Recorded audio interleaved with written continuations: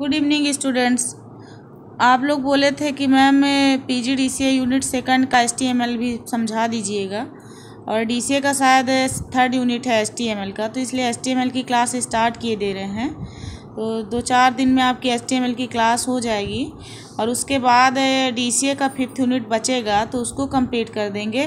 Then after आपको हम पूरे जो अभी तक के प्रीवियस ईयर के क्वेश्चंस हैं वो क्वेश्चंस हम आपको कॉपी में जितने मतलब आने की संभावनाएं रहती हैं तो हम कॉपी में लिख के वो क्वेश्चंस और क्वेश्चंस का वीडियो बना करके आपको दिखा देंगे। तो आप उसी के हिसाब से अपनी तैयारी कर लीजिएगा जिस तरीके से फर्स्ट PGDCA में किए थे। तो आज की क्लास आपकी HTML की स्टार्ट होने वाली, तो HTML देखिए, पढ़िए, और जावास्क्रिप्ट का सारा मैटर कंप्लीट हो चुका है।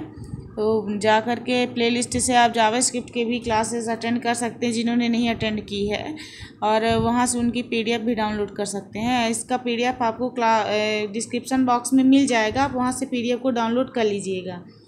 HTML इंट्रोडक्शन, इसका पहला टॉपिक है इंट्रोडक्शन टू HTML।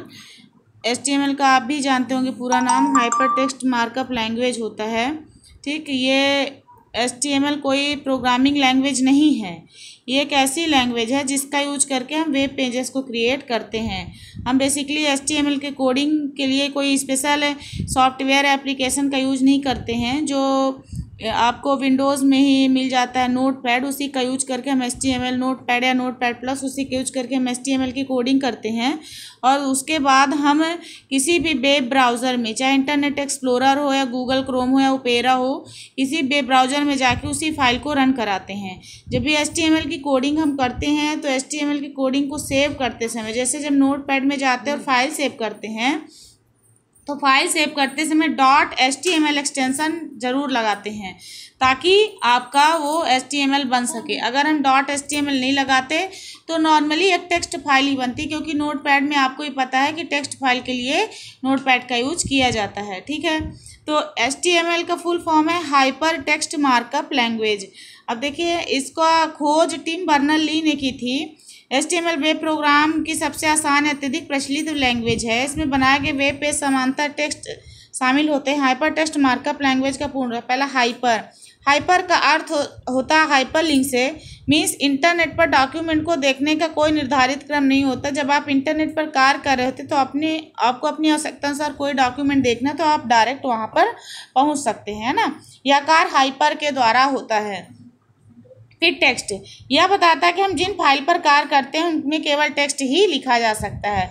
मार्कअप शब्द का मीन्स है वेब पेज बनाने के लिए हम सर्वप्रथम टेक्स्ट टाइप करते हैं, तत्पश्चात उस टेक्स्ट की मार्किंग करते हैं। दूसरे शब्दों में HTML कोडिंग करते समय यह बताना होता है कौन सा टेक्स्ट बोल्ड किया जाना है या और कहाँ पर इमेज लगानी है।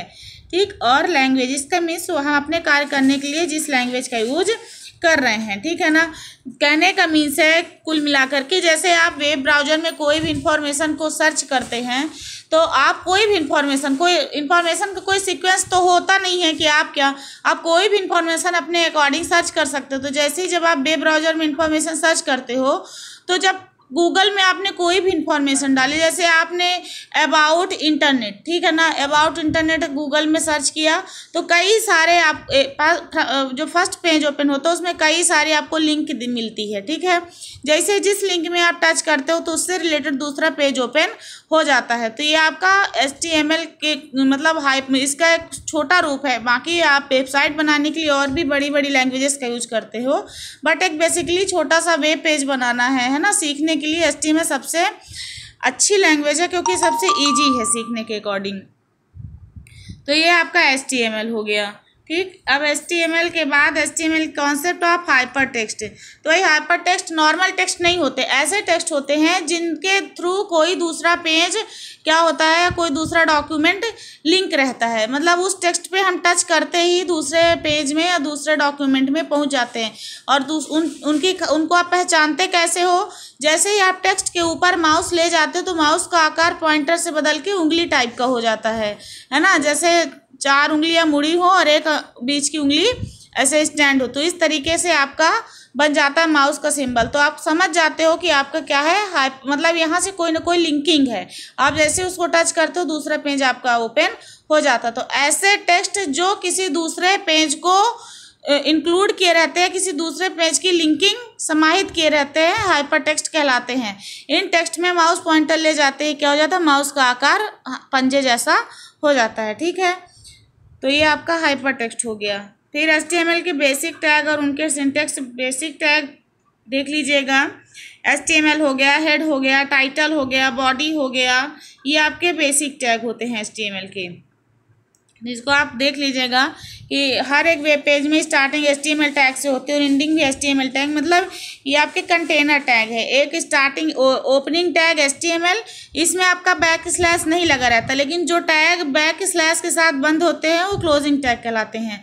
हेड टैग के अंदर जो कुछ भी होता है वो किसी वेब पेज पर डिस्प्ले नहीं होता। हेडिंग टैग के अंदर title tag, style tag, script tag, link tag, mega tag इत्यादि देते हैं। जैसे हेड टैग में आपने जो टाइटल दे दिया ना, तो जब आप HTML कोडिंग रन करोगे तो आपको टाइटल बार में वो चीज़ दिखाई देगी। इसका हम जब आपको एग्जांपल कराएंगे तो हर एक चीज़ आपको समझा देंगे। फिर टाइटल में हम वो ही चीज़ लिखते हैं जिसका मतलब जिससे रिलेटेड हम अपना वेब पेज बना रहे हैं, तो वो टाइटल हमको जब टाइटल बार में शो कराना होता है तब हम टाइटल का यूज करते हैं। स्टाइल टैग का यूज करते हैं जब हमें कोई पेज में इंटरनल स्टाइल देनी होती है। लिंक टैग का यूज कब करते हैं, जब हमें एक पेज से दूसरे पेज को लिंक करना होता है ना, या किसी भी एक्सटर्नल सीट को इंक्लूड करना होता है। बॉडी टैग, आप बॉडी में मतलब जब वेब ब्राउजर में आप रन करते हो तो वेब ब्राउजर में जो बॉडी दिखती है, तो जो बॉडी के अंदर के कंटेंट्स हैं वो किसके अंतर्गत लिखे जाते हैं, बॉडी टैग के अंदर लिखे जाते हैं। दैट मीन्स आप बॉडी टैग के अंदर जो कुछ भी लिखोगे, जब आप वेब ब्राउजर में रन करोगे तो आपको वेब ब्राउजर की जो बॉडी है उसके अंतर्गत वो सारी चीज़ें दिखाई देंगी, सारी इफेक्ट दिखाई देगा।